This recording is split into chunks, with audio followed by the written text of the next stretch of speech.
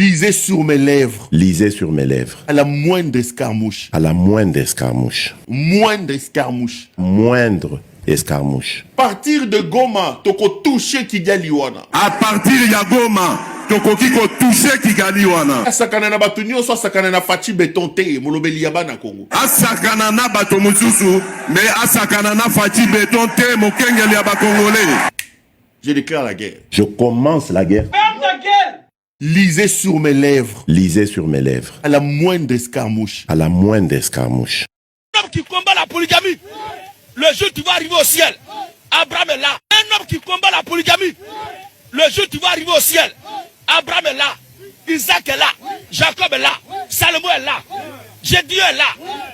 Le Seigneur Jésus-Christ lui-même est là. Ils vont demander, mais pourquoi tu es contre nous? Ils vont te chasser. Tu vas être chassé.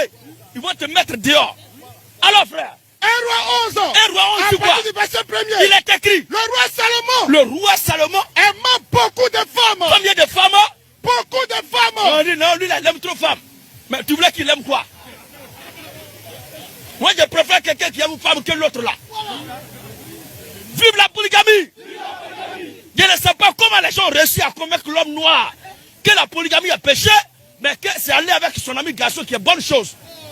Cela n'est pas juste. Lui sur le passage.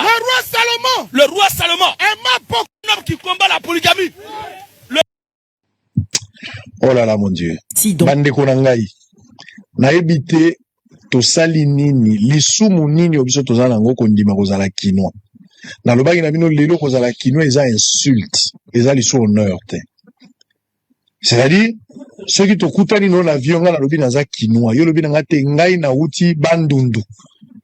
À part molili na makamoso to koko lobake to mona ka jibe na wera tous les jours te to mona ka falite to mona ka baloro mbongo te to mona ka babakenda te baba mubiai peut-être pour bavanda na capitale mais na ba condition ya vie à un certain moment le quoi makambo ko tambola na makambo ba fulu je préfère ba bandundu je préfère Mbandaka. Ce qui se passe à Kinshasa, une ville qui ressemble à un marché mathématique partout.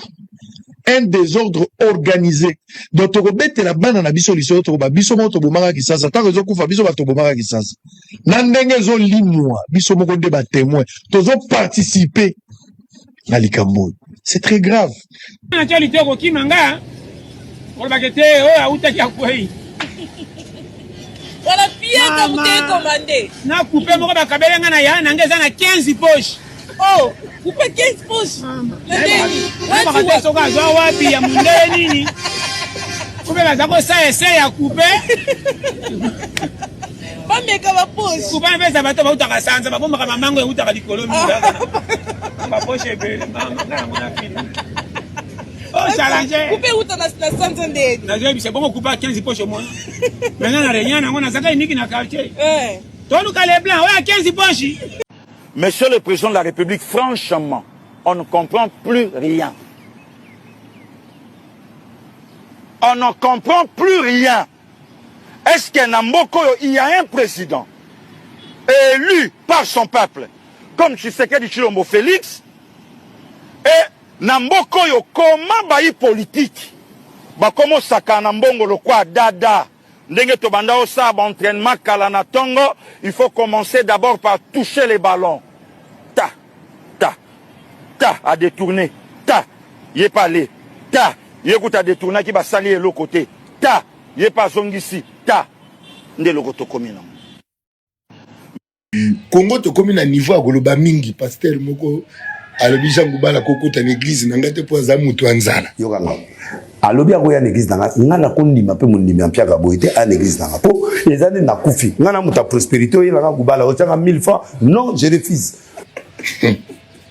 Alanda ki ngona TV pasteur moko enfin pasteur na bino ya Congo po na mboka nanga wana kuza pasteur ata mukiete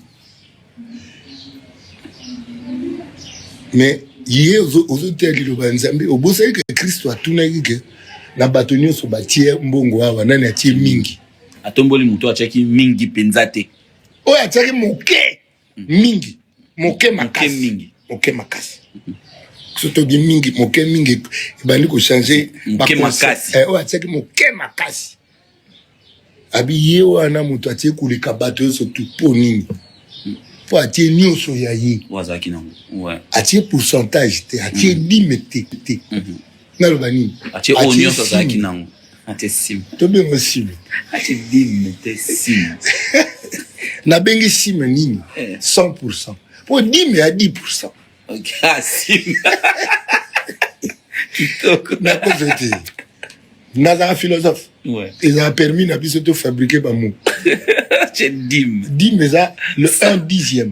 voilà 2/10 sim eza le 100%, atie 100%. après si nyonso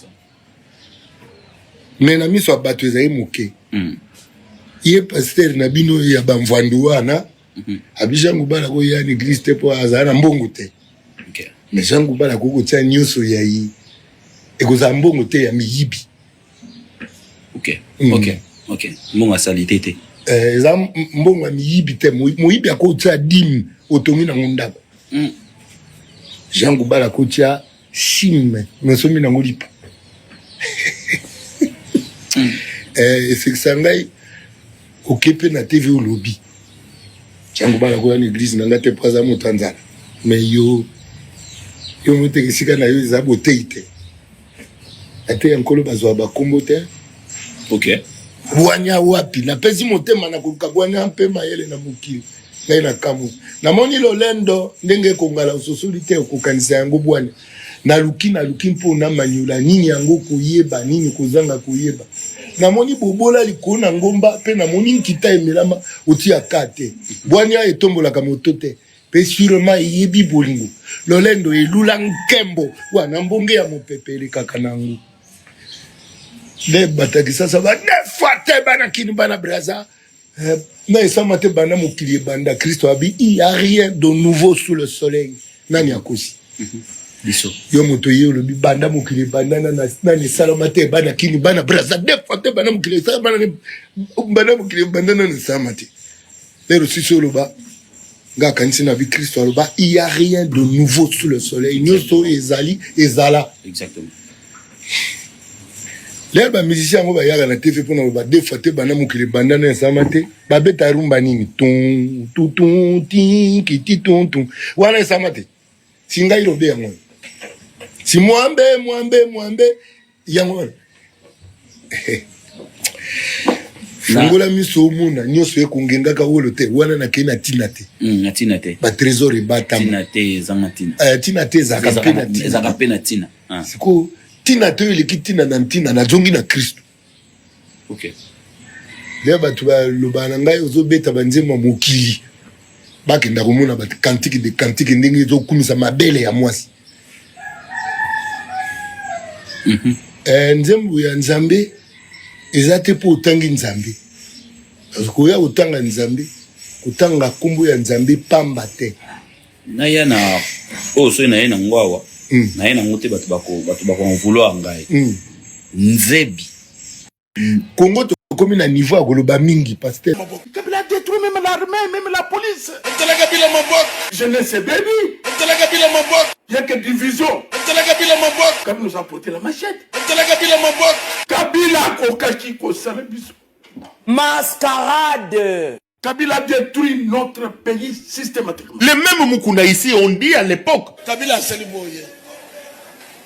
Moi, mon balouane. Comment on a ndeko Doudou, ndeko Zouzou, au sein de la vie, naza combattant ya IDPS. Très bien. Alors la question a été posée, c'est celle de savoir. Qu'est-ce que signifie IDPS?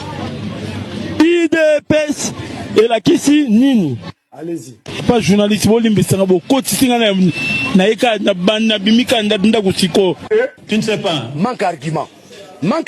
Il ne sait pas. Tenaye biango na sengi bolimbi sangai. I la kisini I apamba. I na tiki na programme ya kaye. Oh. On va s'arrêter là aujourd'hui. Ça a été un grand plaisir. J'avais encore des choses à dire, mais une urgence m'appelle. Je vous retrouve demain. Demain, en début d'après-midi, pour une émission d'écrit information, le soir aussi. Portez-vous bien, les amis, et restez branchés sur nos programmes.